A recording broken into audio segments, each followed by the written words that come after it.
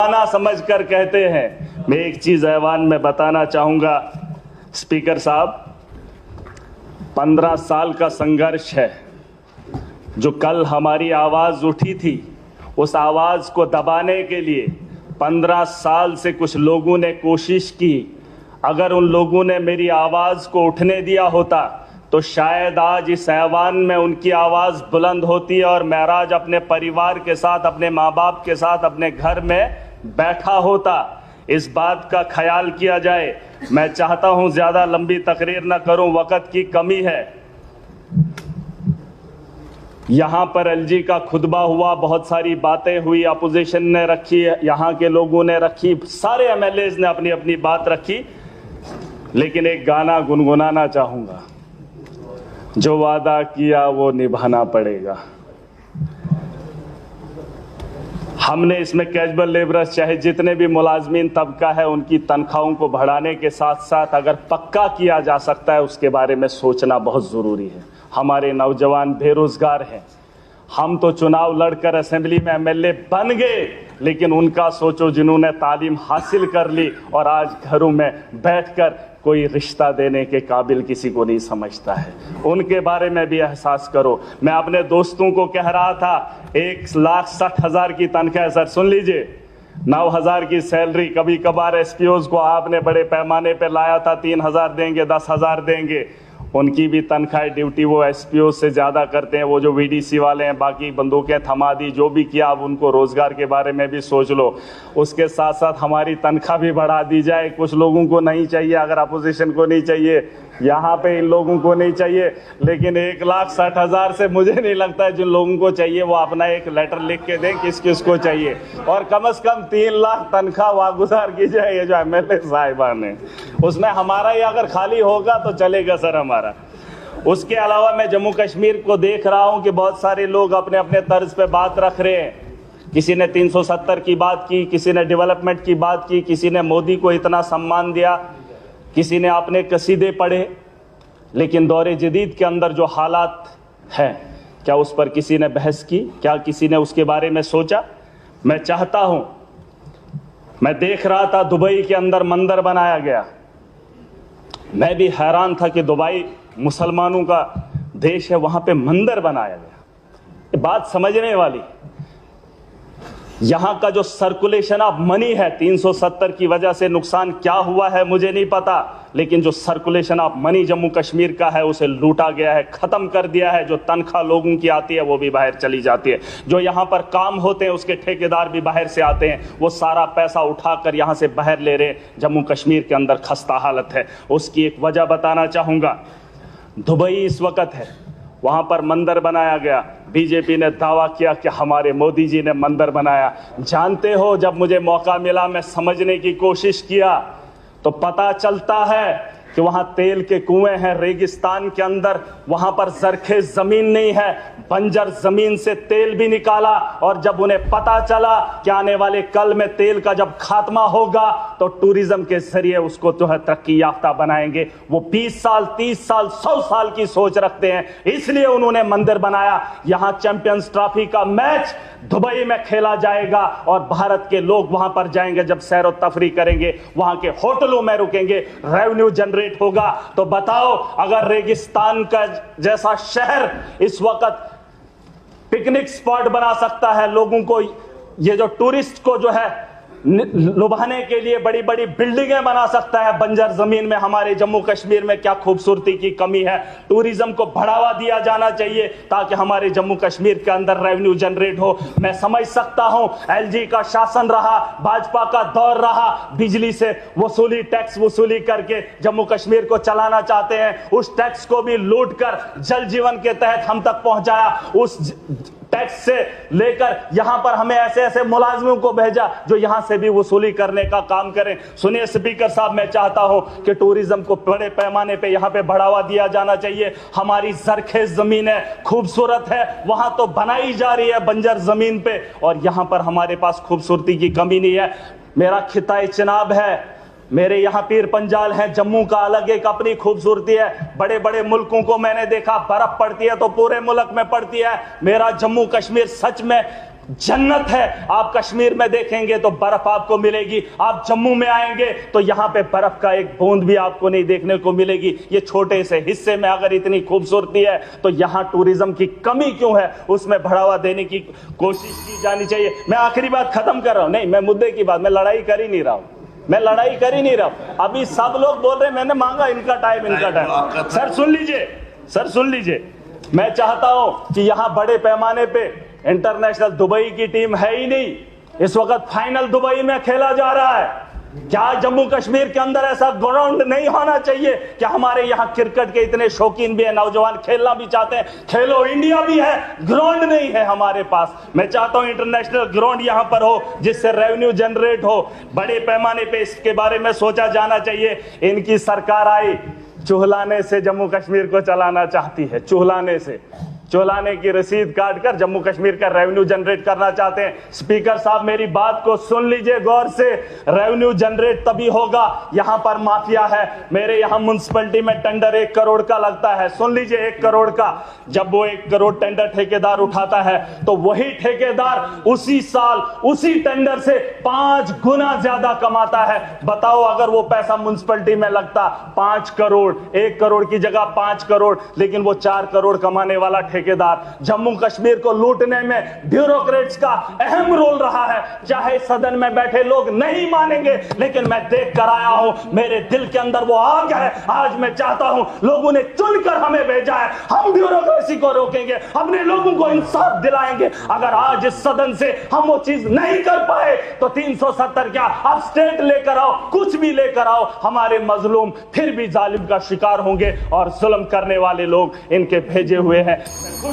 मैं खुश था। मैं चाहता हूं कि क्वेश्चन सिर्फ भाजपा के लोग करें, क्योंकि क्वेश्चन में इन्होंने कहा जल जीवन में घोटाला है, ब्यूरोक्रेसी नहीं मानती है। मैं यहां भी सरकार में जो बैठे लोग हैं ये क्वेश्चन उनको दे ताकि ये उगले कि 10 साल के अंदर हमारी नाकामी क्या रही। इन्होंने कहा कि यूएलबी के यहां पर पता नहीं क्या, ये जीए कौन सा है, ये 1 मिनट, जेडीबी कहते वहां पर ये कुछ कर रहे हैं। पूछो इनसे, यहां पर जम्मू कश्मीर के अंदर, खास करके जम्मू के अंदर एजुकेशन की कोई जरूरत नहीं है, यहां पर माफिया नहीं है, यहां पर करप्शन नहीं है, ये भाजपा का कहना है। 7 साल से ये आराम की जिंदगी गुजार रहे हैं। मैं पूछना चाहता हूं, अगर जम्मू के लोगों को यहां रोजगार मिल रहा है तो आज तक आपने क्यों नहीं बोला कि मिल रहा है? तो आज तक तो बोल रहे थे, आज रोजगार ढूंढ रहे, आज कह रहे हैं जल जीवन गलत है, पाइपें टूटी हुई है। एलजी के दौर में ये मुंह क्यों नहीं खोले? आज जब चुनाव जीत कर आए तो सरकार से क्या पूछ रहे हैं 4 महीने के अंदर, मंत्री जी हमें बता दो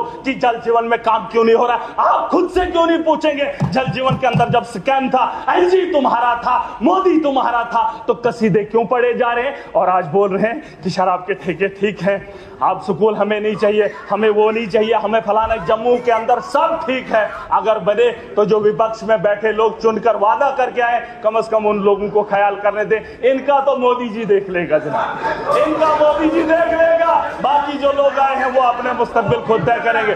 खुदा हाफिज। और मैं चाहूंगा, आज माह रमजान का महीना है, अभी बात खत्म नहीं हुई है, आगे आने वाले दिनों में बात करूंगा। मैं चाहूंगा सर, और कल इन्होंने नशे पे बात करते हुए मुझे नशे नहीं समझा सर। सुन लीजिए, किसी भी हाउस में बैठे हुए शख्स ने ये नहीं पूछा क्या नशा ये लोग बेचते हैं, इनके पास कीमतों का पता है, इनके पास नशा बनाने की चीजें हैं। और महराज को जिस शख्स ने बोला तब किसी ने मुंह नहीं खोला। और इस हाउस के अंदर ये बेचने वाले इनको तकलीफ हो रही है।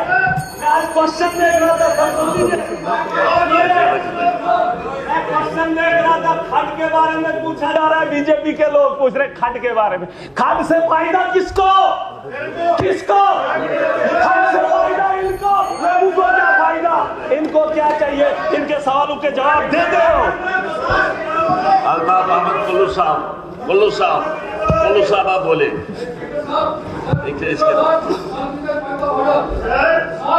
हो गया बात, तकरीर खत्म की चाहिए। इन टोटलिटी ये नशा बेचने वाले हैं, इन टोटलिटी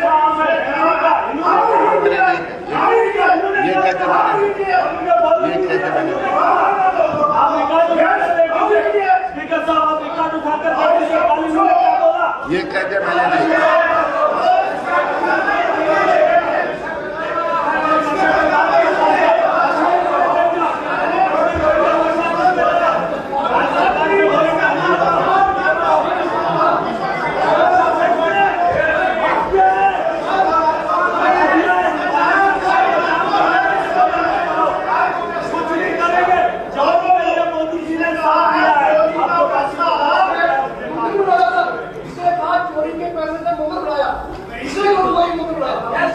कहता है कि मैंने ऐसा कोई इल्जाम नहीं लगाया।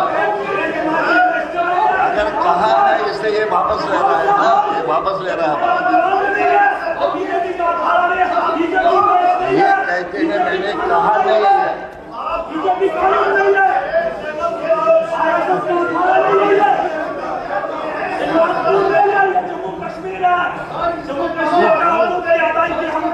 चले बस मेरा साहब आप तशरीफ रखिए, आप तशरीफ रखिए।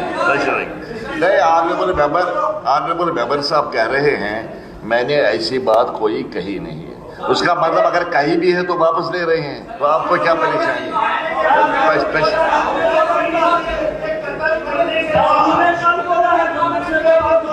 कत्ल की क्रिमिनल इज क्रिमिनल, ये नहीं है। यहाँ हम पार्लियामेंट लैंग्वेज की इस्तेमाल करेंगे। खुद कह रहे हैं, ये इनकार कर रहे हैं, इनकार कर रहे हैं,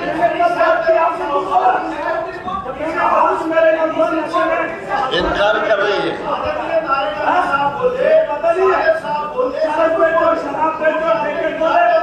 की बहुत सी बातें उन्होंने गलत बातें भी की। बस प्लीज मेहरबानी करके देखो, टाइम कम है, आपको भी बोलना है, टाइम कम है। डिसेंसी से करना चाहिए। और मैं एग्री करता हूं कि किसी के जज्बात और खेलने की इजाजत नहीं दी जा सकती। अब तशरीफ रखिए। कुल्लू साहब बोले, आप कुल्लू साहब बोलना चाहते हैं? आप बोलना चाहते हैं? चलो बैठिए ना, तशरीफ रखिए। मेरा साहब तशरीफ रखिए, बोलिए। शुक्रिया सर। ऑनरेबल स्पीकर सर, खुद अपने लिए टाइम मुकर्रर किया, आपने खुद टाइम मुकर्रर किया। I'll just say thank you, बाकी कुछ नहीं है। अच्छा। ऑनरेबल स्पीकर साहब, मैं आपका बहुत मशकूर हूँ कि आपने मुझे मौका दिया गवर्नर एड्रेस पे बोलने के लिए। पहले मैं उसके हक में खड़ा हुआ हूँ। जो ऑनरेबल एलजी साहब का एड्रेस था उसमें काफ़ी सारे बातों का जिक्र हुआ, जिसमें थर्ड पीरियड डिस्कशन यहाँ पे पूरे हाउस ने, ऑनरेबल मेंबर्स ने किया। I don't want to repeat it. Okay, अच्छी बात।